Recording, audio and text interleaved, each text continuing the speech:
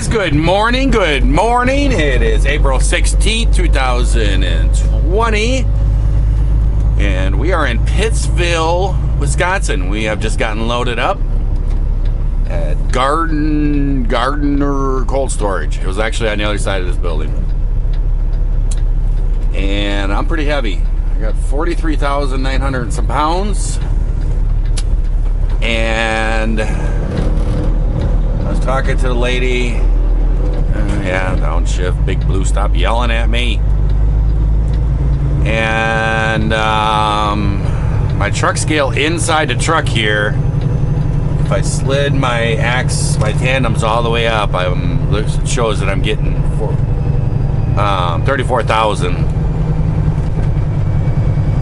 So I got 43,900 pounds. It's going to be tight on the scale. So she told me, I asked her where the nearest scale was, but they got a lot of trucks over here, a lot of older trucks.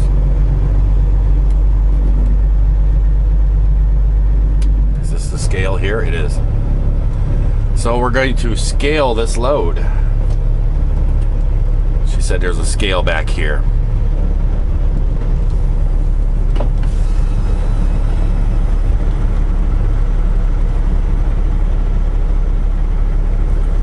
We got 11,000,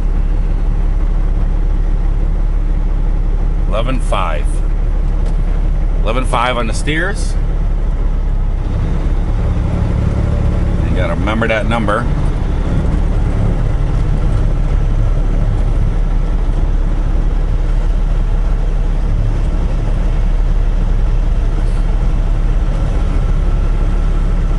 All right, so we got 45. 360 minus 11.5. So we got 33,860. So my scale is pretty good. So 45.3. I can't remember what it was. I think it was 360.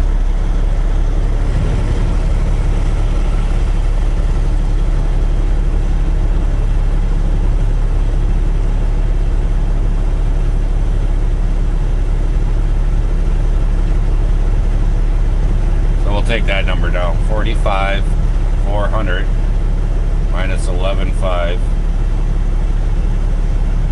33,900. So 45,400. 45,400.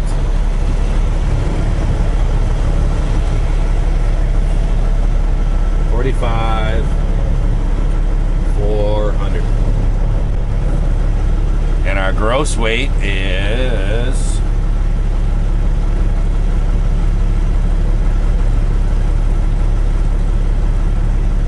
78,820 minus 45,400. We got 33,420 on the tandems, so we are perfect here. So we are good to go.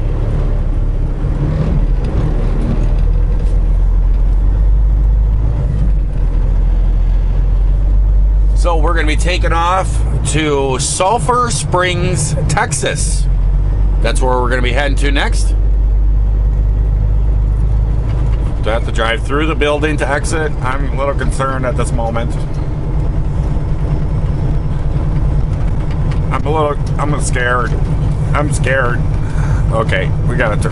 Okay, we don't have to drive. We don't have to do the Dukes of Hazzard through the building, through the barn, you know. So I got a pretty heavy load heading on down there. I'm going to be looking at 1,102 miles.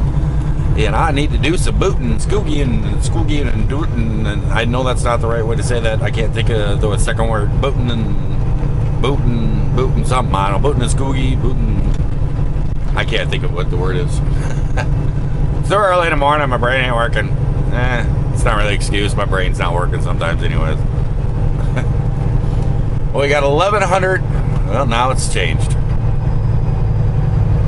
Somehow we've just lost 29 miles. So now we got 1,073 miles. Ooh, that parking lot was a big parking lot. So we are going to start making some tracks. we're gonna see if we can knock out a big old chunk of this today. What I have is I have a load of cranberries. They're big metal totes, and it's full of frozen cranberries. And I'm over here in Pittsville. It's over here, and this is like cranberry country over here. Pretty close, you know, it's right over here in this area. If you go west of here, this is all cranberry stuff. And I said to the lady in there, I says, oh boy, cranberries. I says, my mother would just be in seventh heaven. She always wants to come over here to the cranberry festival. She's asked me in the past, hey, you want to come with me to the cranberry festival? No, I do not. That's something that I just do not wish to do. Thank you for asking. No, not going. Hey, there's a cheap house for sale. And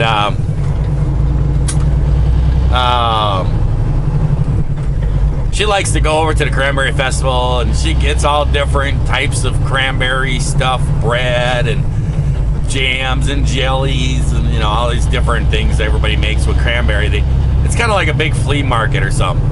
And then people build stuff too, and they have little knickknacks and yard stuff and bird houses and stuff like that. She goes over there and just enjoys herself. I gotta open my glove box. The thing makes that humming noise if I leave it closed. But she loves to go over to that cranberry festival, and they've actually gotten together with the church and used the church van or whatever, got a whole group of people and gone to the cranberry festival for the day. And I said, nope, no, Larry doesn't want to go to the cranberry festival. So here we go. We're off like a herd of turtles. 1,072 miles to go. Hey guys, we just came into Wisconsin. Whoop, yellow light. I was passing a dump truck. He was sitting at the last light, and he was just sitting there when the light turned green. Didn't start going, so I jumped in the lane next to him. And I'm pretty heavy, so I'm stuck next to him. This is Wisconsin Rapids over here. This is where I bought my snow bike at. Came over here and met somebody and picked up the snow bike. I don't think I ever told a story about that. I bought the snow bike. I'm just gonna let this guy go. I came over here and I bought the snow bike, and the deal was that I went out to Wyoming, you know, and stuff, and did my snowmobiling trip, and I had ridden a snow bike just for a short time, one other time a few years ago up in Michigan. We were out there snowmobiling with a group of people we had met, and one of the guys in the other group showed up, and he had 3 snow bikes. And I was like, oh, these are cool and everything. And the guy was like, oh, you want to drive one? And I was like, sure. And the guy actually had a business over in Lower Michigan of snow bike rental. And so he fired one up, and I went out and drove it for a few minutes, and I came back and I was like, this is awesome, dude. You know, it was a learning curve, but it was cool. And, you know, I tipped it over a few times and stuff, and I was like, okay, you know, and everybody was waiting because we had a bigger group. So I was like, okay, you know, it's really cool. I'd love to, like, you know, try it more and stuff, but I don't want to hold the whole group up. So we kept going. It seems like I should turn here. It seems like I should go straight. But for some reason it's got me turning. Not 100% sure on this, but oh well. I'll follow the GPS blindly, because 54 would take me right over to Plover. But and I've kind of been looking at them and watching videos on YouTube and just checking them out. I just thought they were so cool. And so that, you know, I've been always checking them out and stuff. And then we went out to Wyoming, and I was out there, and a couple of them were out there, and I had been looking at them beforehand and looking at kits. I was thinking about doing a snow check. And what a snow check is, it's just like with snowmobiles. In April, you go to a dealership and you can do what's called a snow check. You can order your own snowmobile, whatever configuration you want, of shocks and colors and different, attachments on it. And you order it up and you give them $500. And that gets you your snowmobile snow check. This works the same way with the snowbike stuff. You can order a snowbike kit, and the companies really love when you do this, because basically it's already a kit that they know is sold when they produce it. And so they do special things for snow check. They give you special advantages that you can't get if you just buy it outright during the season.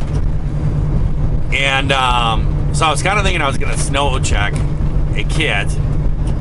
Stay green, stay green, stay green. All right, put in no return. And then I started looking around at bikes and stuff, and I was going to buy a brand new bike. And I saw some bikes advertised, and they were like $7,200. And I had talked to different people, and there was rebates and stuff on them. And with the rebates and everything, it was like $7,200. And I was like, okay, that's not bad. And I'm like, I'm going to do this. And I went to Wyoming, I was out there, and I met a guy out there, and he let me ride his out there, and he talked to me about which kit I should get and everything. He knew a lot about snow bikes. And on the way back, I was like, I'm doing this.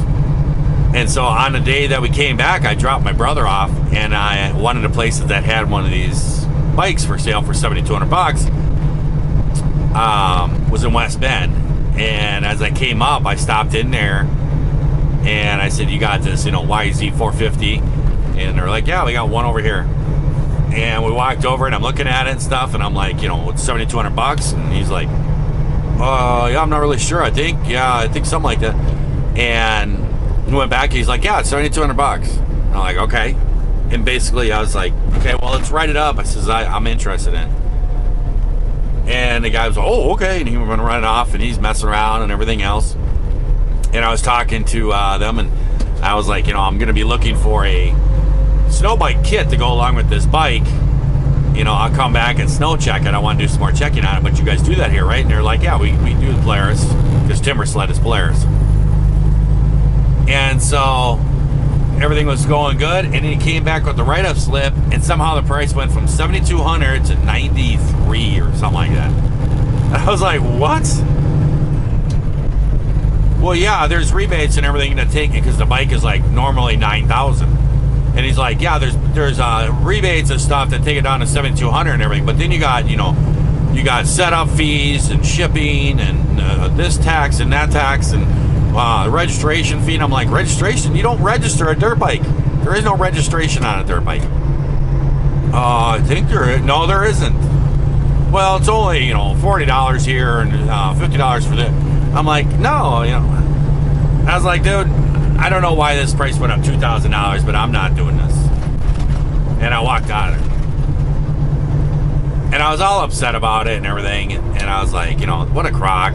They tack on all this stuff they give you these rebates to try to make the price look good, and then they throw on a bunch of other fees and stuff, And it's like, what a crock. And I was actually talking to the inspector, and I'm just like, this is just, that's turning out to be a lot of money. It's going to end up being $14,000, $15,000 for me to set up a brand new snow bike. Well, then she started going on Craigslist and Marketplace and stuff, and she found a few on there actually all put together. The whole snow bike. They were used, and she started sending them to me, and a bunch of them, they didn't have like the wheels, or if you wanted the wheels, it would be extra. And I was like, that's part of it. What are you going to do with the wheels once you sell the snow bike kit? Now you're going to have a swing arm and a rear wheel and a front wheel. Well, what are you going to do with that? That's stupid. And then the one I found was up here, and it was actually the Yamaha YZ 450. It was a 2012. I think it's 2012. 2012 or 2016, I'm not sure. And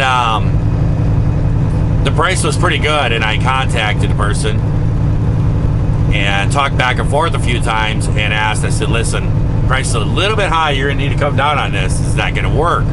I said, I have the cash and I'll come right up there and look at it tomorrow. And the person was like, yeah, I'm willing to flex a little bit. I said, okay. I says, I want to come up and look at it. So we made all the arrangements and everything, and I met this person at the gas station.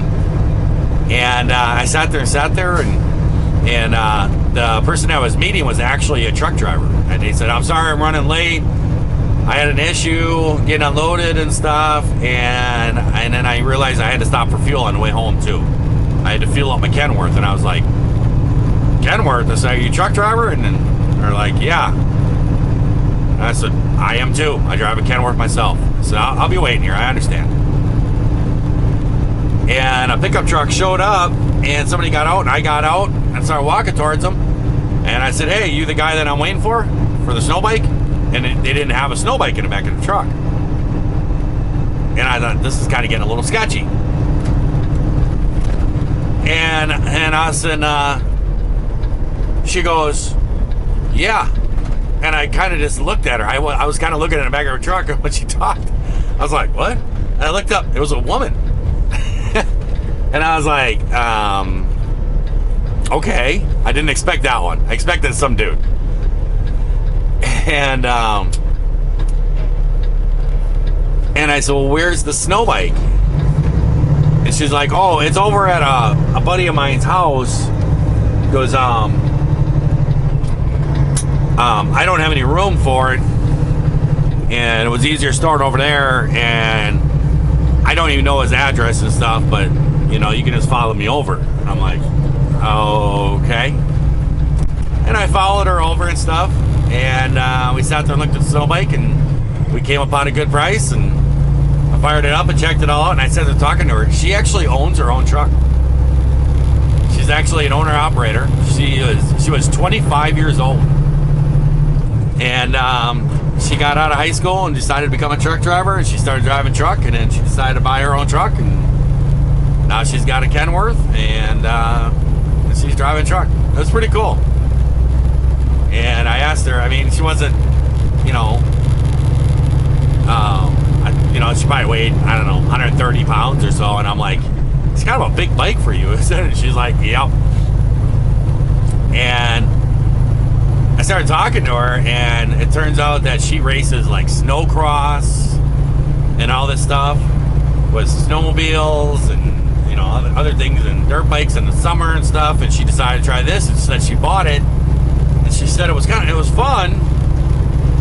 She said, but it's just too big. The bike is too big. And she goes, I tipped it over a bunch of times, and she goes, and then trying to pick the thing up and everything, she goes, it's too much. And she with this 450 and stuff, and she's like, I'm thinking about selling this and maybe looking at maybe a 250, a smaller bike. I said, yeah, that'd probably be your option. That'd probably be what you want to do. So I thought it was pretty cool, because snowbiking is kind of a rare thing. Snowmobiling and then snow bikes have come along here, but I'd say about 5-6 years ago, we started to catch on a little bit, and companies started making more kits and everything. And I have never in my life seen a woman snowbiking. Not that they can't do it, I just never seen one. And the thing is, when we go snowmobiling, it's mostly all dudes. Once in a while, some guy's got his girlfriend with him or something. But you usually don't, and every time we see that, it's like, hey, that's cool, buddy. Keep that up, because, you want her to be involved, so when you go on these trips, she wants to go too. And I've never seen a woman on a snow bike, and it was a big snow bike for her. So I thought it was pretty cool. And it was pretty cool that she was an owner-operator, owned her own truck, at 25 years old. It's pretty cool. But we are just rolling along. We got ourselves 14 miles, and then we'll be on Highway 51. And then we'll start making our way south. Hey guys, we are coming down to St. Louis here. Boy, we got a big fire going on here. I've been seeing this thing for miles.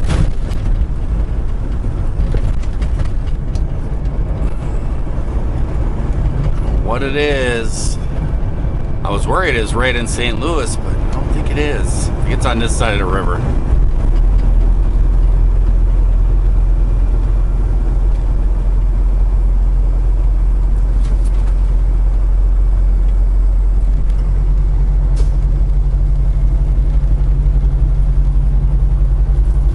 We're going to be going a little bit different route this time down there. We're going to Sulphur Spring, Texas, which is where that pilot is that I stop at once in a while.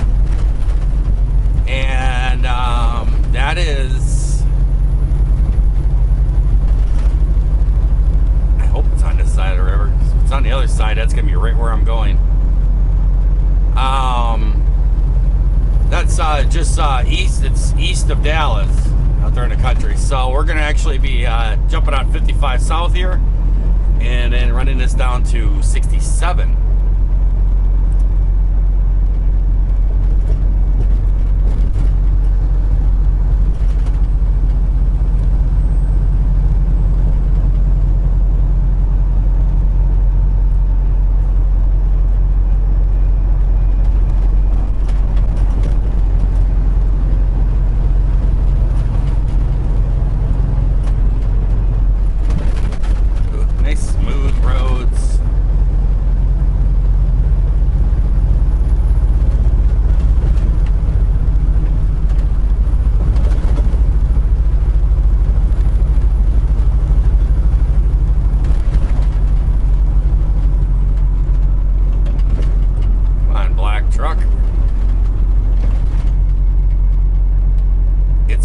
We know you don't have to slow down. Slow down.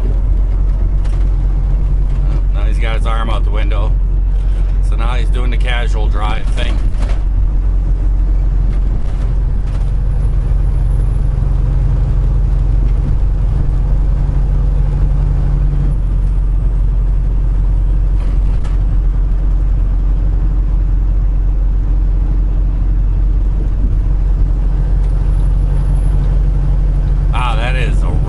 Fire, whatever it is.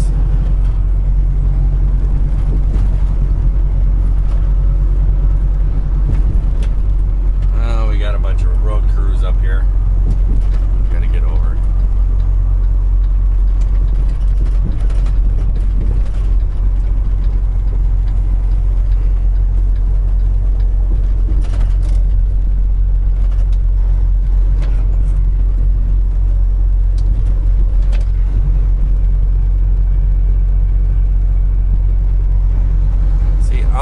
Are saying, let's go, people.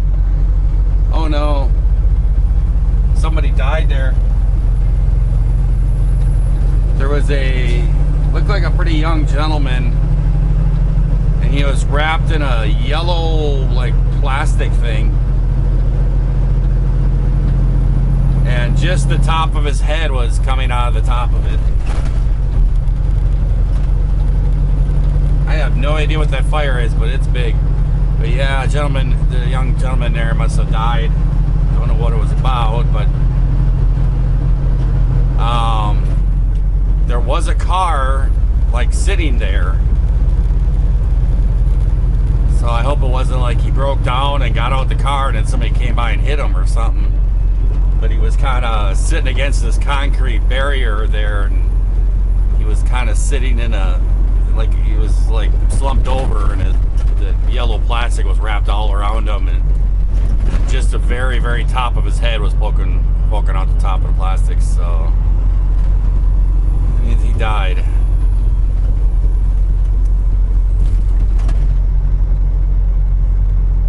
Makes it sad to think that somebody's family just lost somebody.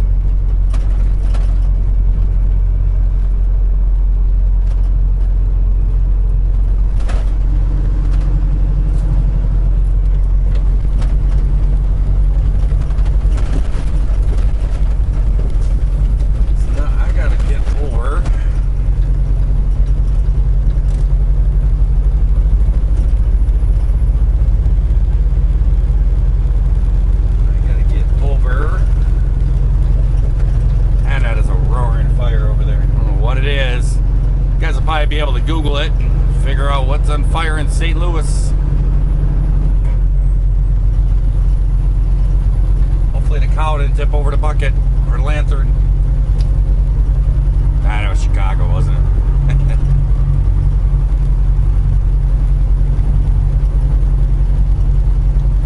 But we are rolling along, making our way down.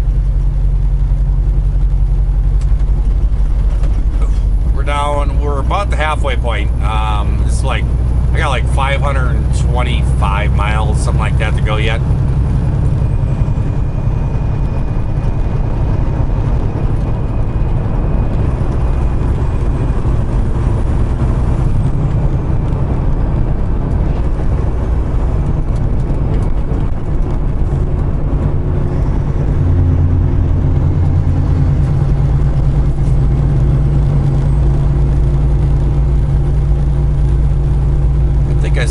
But yeah, we're going a different route.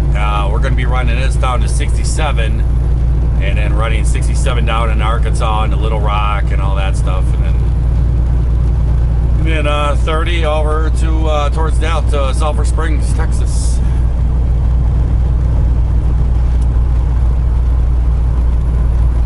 And I am going to be early for my appointment, and the hope is that they're going to take me. I'm going to Ocean Spray. I've delivered Ocean Spray in Racine, I think it is. And I delivered there with JV Hunt. And the boss was saying, he said that Ocean Spray is usually cool and will take you early, because we're trying to get me unloaded, and I can get reloaded with a yogurt load and start heading off towards Maryland so I can get there faster. So that's why I'm trying to run it as hard as I can. And I don't know, I've been to the Ocean Spray place, I think it's Racine or Kenosha, whatever it is, but JP Hunt, and I tell you what, they won't take you early. Not at all. I've tried there. That was with JB Hunt. I mean, they're a pretty big company, and I've gone in there like 2 hours before my appointment. They've kicked me out of there, so I had to come back. So yeah, I don't know. We'll see how it works out. All we can do is try. If they won't unload me early, well, then I'll have some time sitting there at Sulphur Springs, and I got everything I need to start with my outside cameras. I got everything. I've picked up everything. I have it all, and so I can start mounting my outside cameras. I probably can get the right one done right away, and then I'll work on the left one. But I'll at least get that going and messing around with that stuff. That's my next thing to get done, is get all these cameras working. So I think I'm gonna let you guys go. We're just rolling the miles, making that, there you go, money. So I hope everyone out there is having themselves a great day, great night, as they're watching this here video. And if you are not, well, we can certainly try that all over again tomorrow. Still thinking about that young guy that was crumpled up against that wall.